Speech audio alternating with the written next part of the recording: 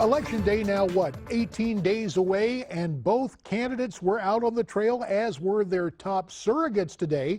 Donald Trump's running mate, Mike Pence, visited New Hampshire.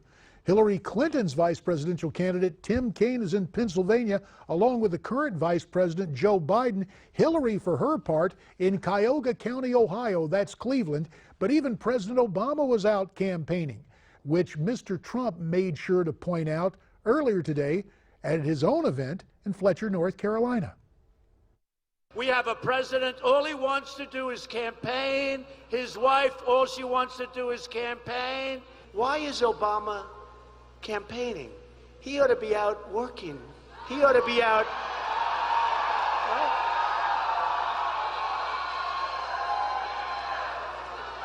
I mean, I'm going to send the congressman back to Washington with that message, but we'll send the real message on November 8th, right?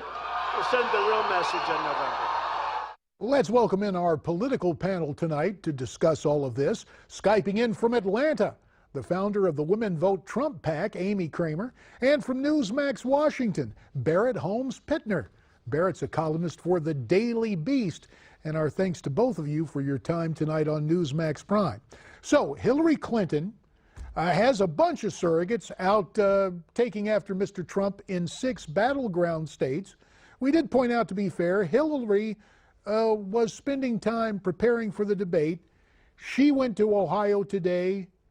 Mr. Trump is still out campaigning, and it's interesting to recount the energy and some of the remarks of Mr. Trump up in western North Carolina, outside Asheville, in Fletcher, which traditionally has been a great Republican area in western North Carolina. These are massive rallies, and we're going to do this for another 19 days. Right up until the actual vote of November 8th. And then I don't know what kind of shape I'm in, but I'll be happy, and at least I will have known. Win, lose, or draw, and I'm almost sure if the people come out, we're going to win. But I will be happy with myself, because I always say, I don't want to think back, if only I did one more rally. Well, Amy, we hear that, and those of us who've been in politics, and let me just ask you straight out, grassroots are great, but you need a ground game to go with it. You need the canvassing list of voters. You need the technology to make sure those voters get to the polls. There has been a concern, and you take a look at Ohio, where Governor Kasich pulled the plug on any involvement with Donald Trump. I know Mr. Trump is running ahead there in some polls, but is there enough of a ground game to get Mr. Trump across the finish line for victory in November? Well, thanks for having me, JD. And, you know, I don't know if you would call it ground game, but I think there's enough people across this country that want change to pull Donald Trump across the finish line in November. And I know these polls have been up and down. And I mean, I firmly believe that the media is out to suppress the vote, because any mainstream media you turn on right now, all they talk about is, you know, the negative things that they can find about Donald Trump. And it's like they are trying to say to the voter, their messaging to the voter is Hillary Clinton already has it in the bag, so don't even bother coming out. And my message to the voters is, if you support Donald Trump, you better get out there and vote, and you better make sure that everybody you know that supports Donald Trump votes too. I really think that this is something that the media is trying to do to suppress the vote. And as we saw in 2012, the polls were wrong. And so I don't think we're going to know until Election Day. But what I will say is that Hillary Clinton can have all the surrogates out there that she wants, the president, the first lady, the vice president, all these surrogates out there. But even with all those surrogates and their crowds, they still don't equal what Donald Trump is bringing in. And so I think that's really what matters. Barrett, let me ask you, because, you know, last night, one of the jokes that seemed to go over pretty well was Trump talking about, 1,000 people here. That's like an intimate dinner for me. For Hillary, it's one of her biggest crowds. And I know that crowds don't affect everything, and I'll give up the fact that the unions and some of the interests have a pretty good ground game on the Democrat side. But is there another level of something that's not measured even with the so-called ground game? intensity. Barrett, do you really see intensity for Mrs. Clinton heading down the home stretch?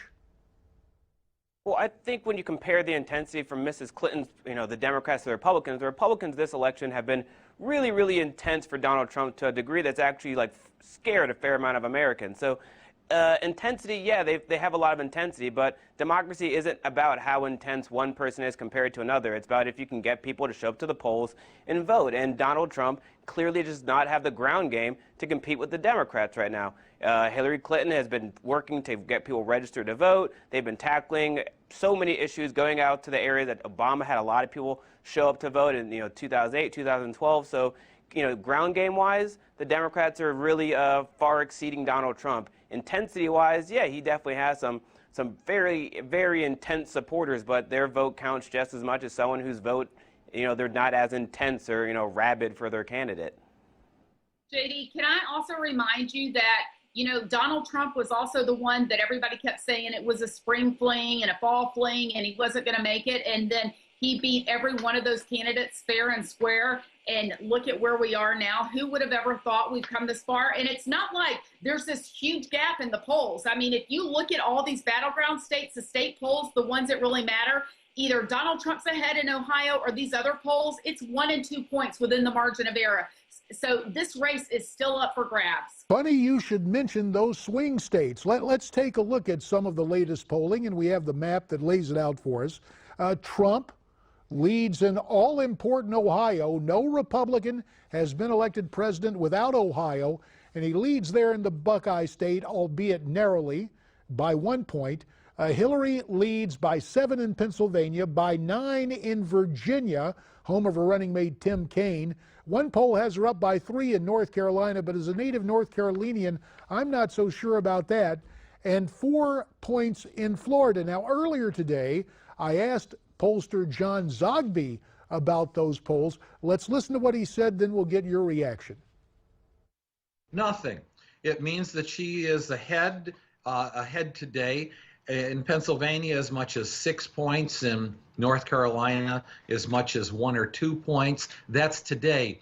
I've been doing this a long, long time, JD, and these races go up and down and up and down. We still have 18 days to go. Again, for the umpteenth time, it's way too early. We don't know who's going to vote.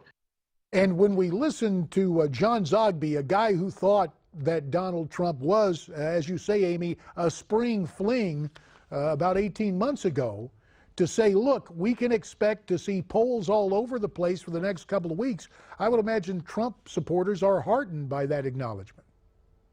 Look, people know when you have Hillary Clinton, who has been one of the most secretive politicians we've ever seen as Secretary of State, and we've seen the length she's gone to hide the emails.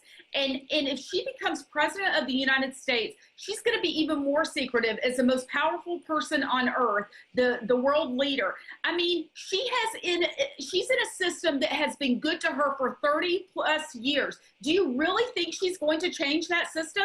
No. And look at what's going on in the world around us. The president lands in China and they don't even roll the steps up to the airplane. Then you've got what's going on in the Philippines, that they're separating themselves from the U.S.